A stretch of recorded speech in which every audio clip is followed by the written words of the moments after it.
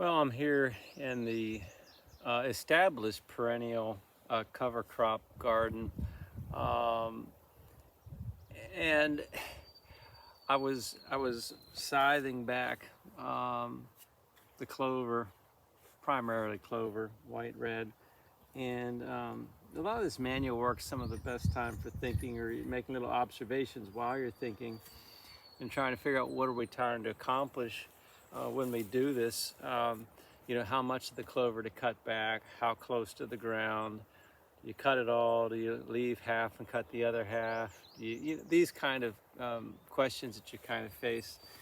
And so I want to give you sort of my working theory. Could easily be wrong. But I think this is a somewhat different thought related to the gardening. Now, in holistic grazing or intensive rotational grazing, you hear a lot of talk about cow days on the grass, how long you graze things back. You don't hear this kind of talk in gardening because we don't have many people using covers in the garden. And granted, it's more complex and a little more to manage in one sense with the covers. In another sense, I feel like it's so far been less work for me. But time will tell, and you never know. But here's the theory. So with grazing, traditionally with grazing, I think people would go out, they put their cows in the ground, and they feel good when the cow's eating every blade of grass down real short, because you say they used it, right? And then with the more holistic minded approaches, you leave more behind. And so with my perennial garden, I have some clover that's probably 2.5 feet tall, red clover, and I like that feeling of, oh, I'm leaving lots here for nature and this kind of thing. I'm not keeping it all whacked back. But then I also realize I have to be thinking about this from a production standpoint, not just how much biomass I see up here, but how much the ground is producing every season. So compare that to, like, if you mow a hay field twice and you get 2 cuttings and it's great big stuff, as opposed to you mow your lawn once a week all summer. Which one produced more? The lawn was probably mowed too often. The hay field, maybe about right. I don't know.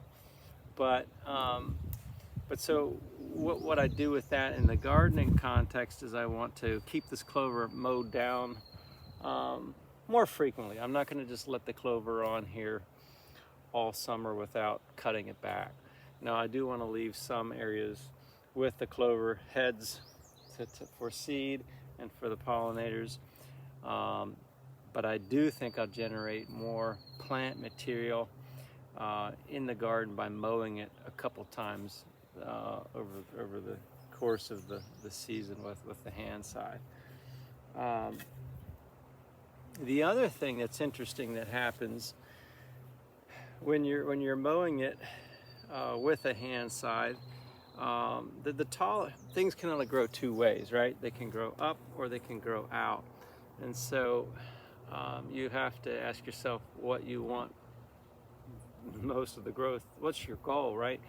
If you have trees and you want lumber, you want the trees to go straight up. You don't want a lot of outward growth. The limbs are problematic on sawmill.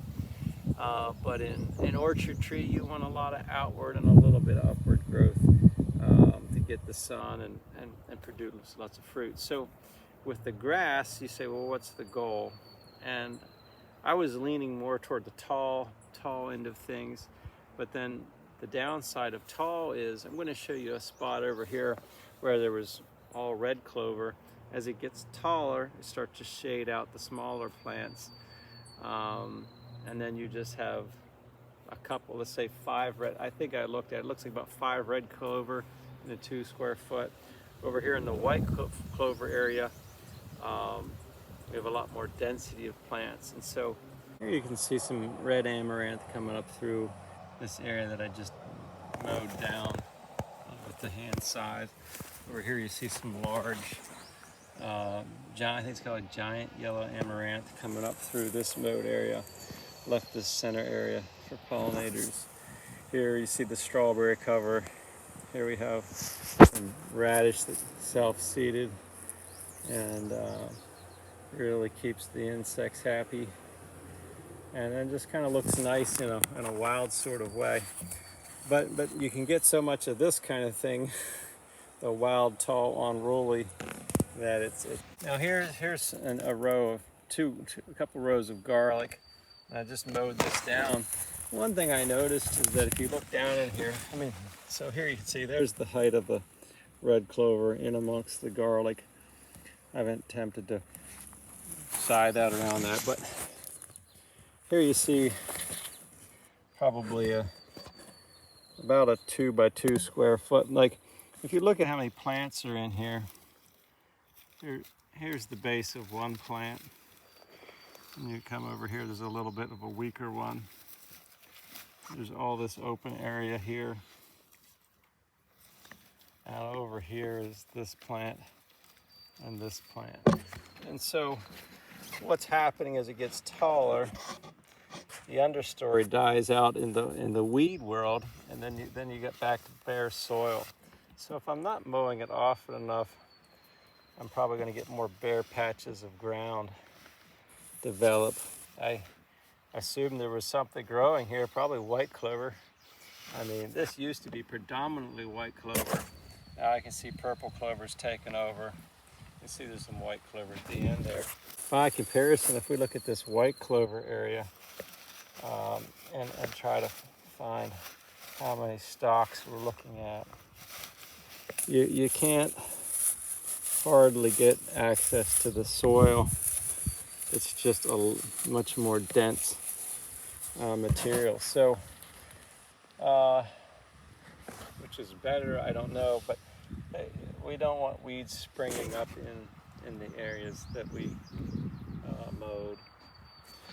This kind of mowing produces all of this. This is bare soil around this amaranth, because when I hoed that in, you see the bare soil there. But then what I mowed off becomes the mulch source for that, which is one thing I love about this technique. So, just the general principle at this point is to keep your perennial covers mowed regularly enough to make it manageable and generate more growth. Not get too lanky and shade out some of your smaller species. So you have a dense covering of plants, and not too tall and lanky, unless you've got taller plants like asparagus or tomatoes that can really enjoy taller perennials.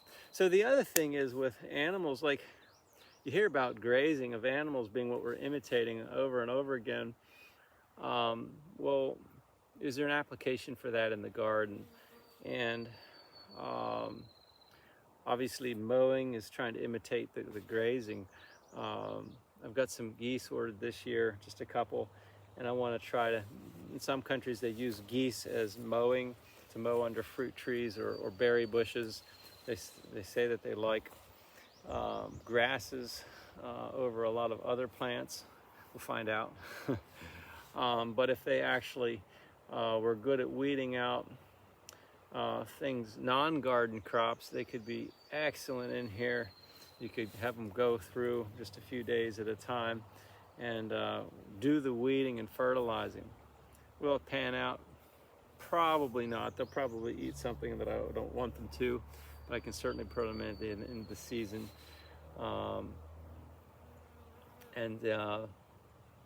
So if anybody has any ideas of things that can graze your cover crop without grazing your plants or certain garden plants, like maybe they would leave tomatoes alone up to the point of having tomatoes. I don't know. The other thing I just did is I pruned these elderberry branches down low out. You can see how they hang down low on that side. I didn't prune them.